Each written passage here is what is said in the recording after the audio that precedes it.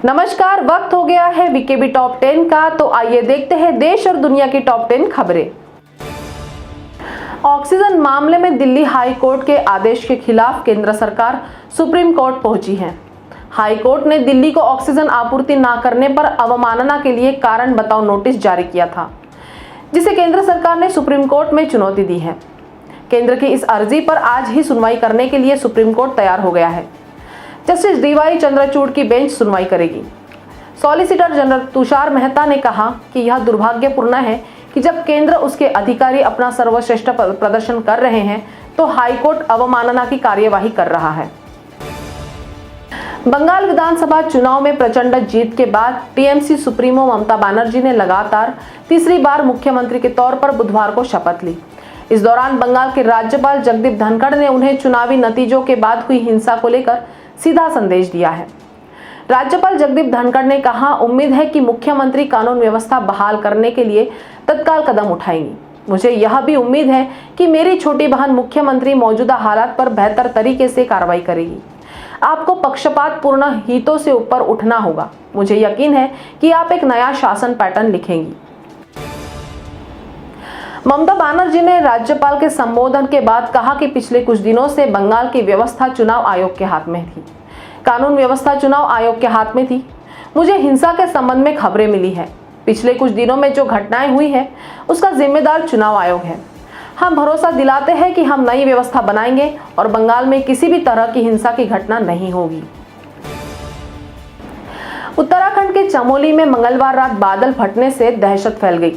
तेज बारिश के बाद रैनी गांव में ऋषिगंगा नदी का जलस्तर बढ़ने से तेज आवाज आई तो रैनीवल्ली, रैनीपल्ली और गुजगु समेत दूसरे गांव के लोग डर के मारे जंगलों की तरफ भाग गए और रात भर वहीं रहे, क्योंकि 7 फरवरी की तबाही को वो कभी नहीं भूल सकते। जब चमोली जिले के तपोवन में ग्लेशियर टूटकर ऋषिगंगा नदी में गिरा था, उस हादसे के बाद 50 से ज्यादा लोगों की लाशें मिली थी, जबकि 150 से ज्यादा लोगों का पता नहीं चल पाया।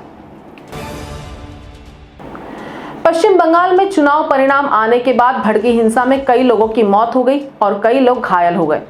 भारतीय जनता पार्टी बंगाल हिंसा को लेकर ममता बनर्जी के विरोध में धरना प्रदर्शन कर रही है।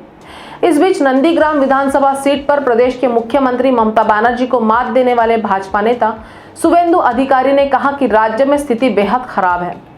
उन्होंने कहा कि इससे पहले जब ममता की पार्टी पहली बार 60 सीटें जीती थी तब ऐसी हिंसा हुई थी। देश को कोरोना संक्रमण से राहत मिलने के आसार नजर नहीं आ रहे हैं। केंद्र सरकार ने अपने सभी कार्यालयों के लिए ड्यूटी का नया रोस्टर जारी कर दिया है। डीओपीटी द्वारा जारी आदेशों में कहा गया है कि 31 मई तक नियमानुसार वर्क फ्रॉम होम के जरिए टेलीफोन की मदद से जरूरी कामकाज निपटाए जाएंगे। अंडर सेक्रेटरी, उसके समकक्ष और नीचे के 50% कर्मचारी ही कार्यालय में आएंगे। प्रचंड जीत के बाद आज ममता बनर्जी ने प्रदेश के मुख्यमंत्री पद की तीसरी बार शपथ ली है। इस दौरान बंगाल में सबसे बड़ी विपक्षी पार्टी भारतीय जनता पार्टी के विधायकों ने वॉकआउट किया। इस बीच भाजपा बंगाल में हिंसा को लेकर ममता बनर्जी के विरोध में धरना प्रदर्शन कर रही है। भाजपा अध्यक्ष जेपी नड्डा इस विरोध में प्रदर्शन की अगुवाई कर रहे हैं। उत्तर प्रदेश में जारी लॉकडाउन को सोमवार सुबह तक बढ़ा दिया गया है। अब प्रदेश में कोरोना संक्रमण के प्रसार को रोकने के लिए जारी पाबंदियां सोमवार सुबह तक जारी रहेगी। प्रदेश में पहले वीकेंड लॉकडाउन को 2 दिन के लिए बढ़ाया गया था, जो कल सवेरे सुबह 7 बजे खत्म होना था। लेकिन सीएम योगी की आज बैठक में यह फैसला लिया गया कि इस लॉकडाउन को सोमवार सुबह 7 बजे तक बढ़ाने का फैसला लिया गया है। यानी अब प्रदेश में 10 मई की सुबह 7 बजे तक पाबंदियां लागू रहेगी। कोरोना की दूसरी लहर के कहर से जूझ रहे देश के गरीबों को केंद्र सरकार ने बड़ी राहत दी है। सरकार ने देश के 80 करोड़ गरीबों को मई और जून के महीने में प्रति व्यक्ति 5 किलो राशन मुफ्त देने का ऐलान किया है।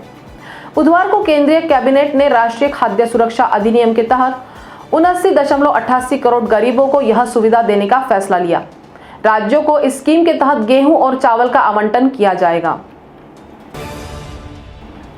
कांग्रेस के पूर्व अध्यक्ष और केरल के वायनाड से सांसद राहुल गांधी ने देश में कोरोना वायरस संक्रमण की गंभीर स्थिति को लेकर बुधवार को एक बार फिर सरकार पर निशाना साधा और आरोप लगाया कि लोगों को टीका और रोजगार उपलब्ध कराने में मोदी सरकार नाकाम रही। उन्होंने ट्वीट किया, ना वैक्सीन ना रोजगार, जनता झेले कोरोना की मार, बिल्कुल फेल मोदी सरकार। तो टॉप 10 के खबरों में अभी इतना ही। आपसे फिर मुलाकात होगी, तब तक बने रहिए वीकेबी न्यूज के साथ। नमस्कार।